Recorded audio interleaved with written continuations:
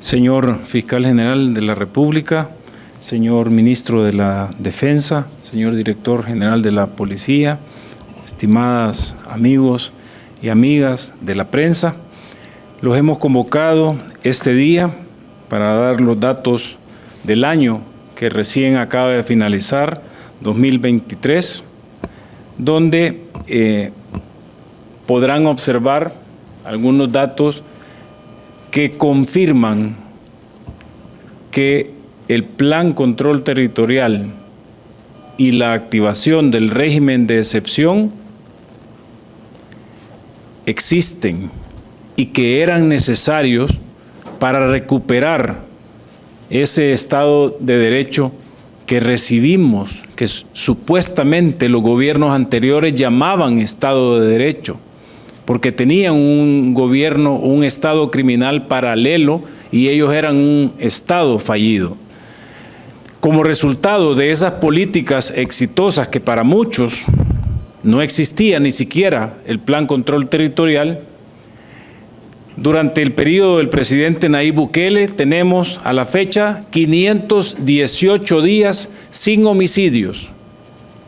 En los 3 quinquenios anteriores solo hubieron 2 días con 0 homicidios.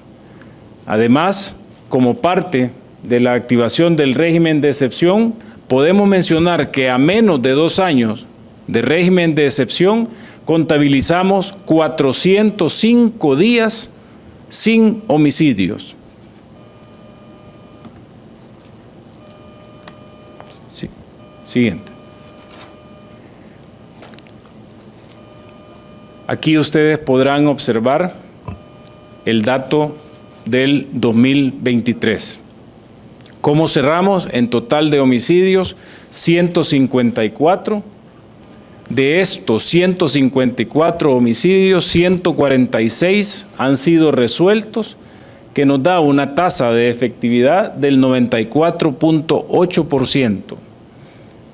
La tasa de homicidios por cada 100.000 habitantes país es de 2.4 y el promedio diario de homicidios anual 0.4.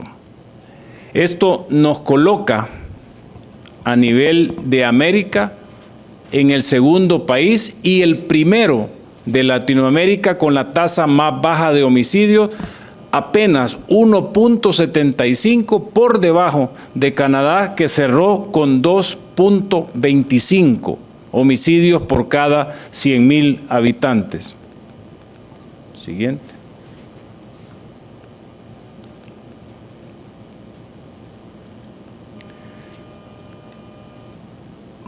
En cifras de homicidios, ustedes podrán observar que ese estado fallido que recibimos tenía cifras de 3.962 homicidios para el 2017, 3.346 para el 2018, que es el estado que recibimos del gobierno de Sánchez Serén y que con los primeros 6 meses del Plan Control Territorial en el 2019 logra una disminución a 2.398. Luego, en el 2020 se cierra con 1.341 homicidios que dijeron en aquel momento que era efecto de la pandemia, etcétera, etcétera, porque habíamos estado encerrados más de 3 meses y todas las opiniones que se generaban. Sin embargo, en el 2021 cerramos aún más abajo, casi 200 homicidios abajo, con 1.147. Se activa el régimen de excepción en marzo del 2022 y tenemos otra drástica caída de 1.147 en el 2021 a 495 en el 2022. También como efecto del régimen, en el año 2023 son 154 homicidios. Sin duda alguna, este país en materia de seguridad pública se ha transformado. Y esa transformación se convierte en la viabilidad para que el turismo pueda despegar, que ya, de hecho ya lo estamos viviendo con una serie de eventos de talla internacional que recibimos durante el 2023, pero también es viable para todo el desarrollo que necesitamos en materia de educación, porque hoy el control sobre el territorio lo tiene el Estado. Y vamos a luchar con todas las herramientas que tengamos contra cualquier organización criminal, terrorista, pandilleril o de otra índole que quiera usurpar funciones del Estado. El territorio le pertenece al Estado de El Salvador. Eso quiere decir que ya no existe ese estado criminal paralelo que impedía que nuestros maestros llegaran a sus escuelas a educar a nuestras futuras generaciones. Ya no existe ese pandillero que también prohibía que los médicos llegaran a las áreas rurales a hacer control sanitario y de salud. Por eso es la importancia de haber resuelto el problema de seguridad, de haberlo transformado. Eso no hubiese sido posible sin el liderazgo del presidente Nayib Bukele y, como él lo dijo, una de las decisiones más críticas o más difíciles que se han tomado fue la que se tomó en Casa Presidencial el día 26 de marzo del 2022, donde se decide utilizar la última herramienta constitucional para poder rescatar el Estado de Derecho. Lo que recibimos o lo que se vivió de El Salvador posguerra con esa farsa de acuerdos de paz nunca fue un Estado de Derecho, porque nunca ese Estado ni siquiera era independiente, porque las órdenes venían de fuera.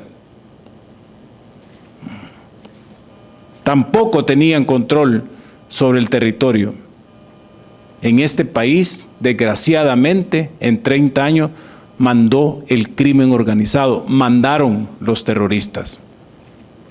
Por eso es que echar mano de la última herramienta, pero las cifras nos están respaldando que esa decisión difícil, esa decisión crítica, realmente era lo que se necesitaba. Pero para tomar esa decisión se necesita mucha valentía, mucho liderazgo, mucha firmeza, mucha independencia y enarbolar la soberanía. ¿Por qué tantas organizaciones internacionales han criticado el uso de la herramienta? Porque hay incluso hasta países que nos han cuestionado. Pero la realidad es que haber activado esa herramienta constitucional ha sido la que nos ha permitido transformar este país. 154 homicidios en el año se lee bien fácil, pero no es ni siquiera ni por cerca a lo que se tenía en los años anteriores, donde un mes con 154 homicidios era un mes bueno, porque veníamos de más de 300 homicidios en el mes. Y ahora son 154 homicidios intencionales durante todo el año, durante 12 meses. ¿Y qué significa eso? Pues naturalmente que devolvimos el territorio salvadoreño a más de 6.3 millones de salvadoreños y logramos liberar a la población salvadoreña de ese estado criminal paralelo que combatimos y que seguimos combatiendo dentro del régimen de excepción.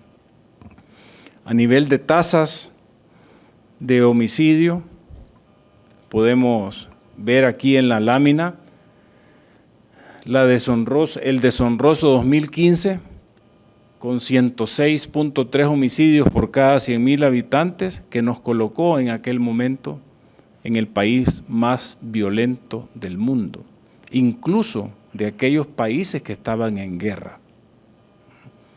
Ese era lo que el gobierno de Sánchez Serén llamaba que él tenía un Estado de Derecho. Mentira. Era el Estado criminal paralelo el que gobernaba este país. 2016 baja al 84, pero véanla, aquí podemos ver muy bien la diferencia de lo que nosotros recibimos. Recibimos una tasa de homicidios por cada 100.000 habitantes de 53.1. En solo 6 meses, los primeros 6 meses, que implican también los primeros 6 meses del Plan Control Territorial, que para aquella época muchos decían que no existía, logramos reducir la tasa y cerrar en el 2019 con el 38%. Y vean ese liderazgo del presidente Nayib Bukele, que siempre nos exige más de lo que tenemos en principio capacidad de dar. Vean la reducción del 38% contra el cierre del 2023. Es una reducción del país que recibimos en el 2018 contra esa transformación histórica en materia de seguridad que estamos haciendo, superior al 95%. Entonces, claro, ahora nos preguntamos por qué lo que estamos haciendo tiene una aprobación de la población superior al 95%. Porque no solo hemos transformado la seguridad de este país, sino que también le hemos devuelto a los salvadoreños dentro y fuera del territorio la esperanza. Esa tan anhelada paz y esa seguridad para poder dedicarme a mis actividades y poder moverme libremente por todo el territorio salvadoreño. Eso hasta hace unos años era algo imposible.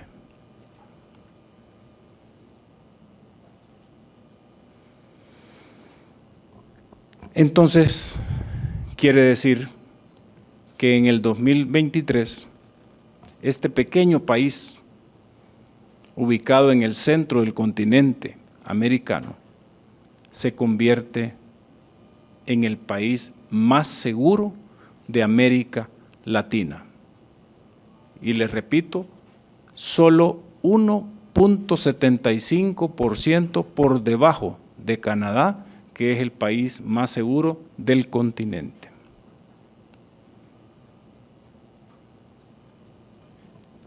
Bueno, al pueblo salvadoreño, como ustedes pueden ver, este gabinete de seguridad ampliado, hemos logrado ese trabajo articulado, esa coherencia también en el combate y desarticulación de ese Estado paralelo que existía, que lo controlaban principalmente las maras y pandillas, y que eso nos ha permitido poder devolverle la esperanza a los salvadoreños. Es importante que sepan que ese liderazgo del presidente Nayib Bukele es el que ha logrado también entrelazar y articular los otros 2 órganos del Estado, precisamente para que esta lucha en contra de este Estado criminal paralelo sea del Estado salvadoreño contra estas organizaciones criminales. Es importante también mencionar a la comunidad internacional cómo este país en la década de los 90 lo empezaron a preparar de una manera perversa para que se implementara ese Estado criminal paralelo. Y solo les voy a hacer 3 menciones de historia. 1994 nos derogaron la ley de policía, porque como decía el señor director, la policía le corresponde el orden y la seguridad. La ley de policía nos daba el orden en las comunidades. Quitan esa autoridad de las comunidades para prepararles el terreno a los que en el 2000, a principios del 2000, tomaron el control de las comunidades que eran las pandillas. Luego, como necesitaban recursos humanos impunes, en 1997, ley del menor infractor. Y como no les bastaba con eso, 1998, cambio de código penal y procesal penal, donde nos dieron herramientas inútiles para que nunca un Estado tuviera la capacidad de derrotar al principal enemigo de la sociedad. Ese trabajo, bajo el liderazgo del presidente Nayib Bukele, en tan solo 4 años, es que lo hemos logrado revertir. Y para esas reformas legales que nos han dado las herramientas necesarias para poder enfrentar a este enemigo como lo hacen países de primer mundo, es lo que nos ha permitido poder transformar este país. Obviamente hace falta trabajo, pero sepan que el presidente Nayib Bukele y este gabinete de seguridad ampliado seguimos trabajando continuamente y permanentemente para generar también las reformas legales necesarias para lograr ese país que todos anhelamos, ser el país más seguro de América. Ese compromiso es con los 6.3 millones de salvadoreños que viven dentro de nuestro territorio y los más de 3 millones que viven fuera del territorio. Porque ahora sí, para esos 3 millones que viven fuera, ese tan anhelado sueño de regresar a su patria es viable. Esa esperanza y esa posibilidad de poder invertir en cualquier parte del territorio o arreglar una casita sin que estos terroristas también ahora es viable. ¿Cómo no vamos a estar motivados y cómo nuestras fuerzas del orden, tanto de la policía como del ejército, no van a estar motivados? ¿Cómo los fiscales no van a estar motivados? ¿Cómo el órgano judicial no va a estar motivado? Si realmente estamos transformando la historia de este país. Y que luego de la declaración de independencia, lo que ahora estamos haciendo bajo el liderazgo del presidente Nayib Bukele también va a marcar un hito histórico en la vida del Estado salvadoreño. Muchas gracias. Muchas gracias.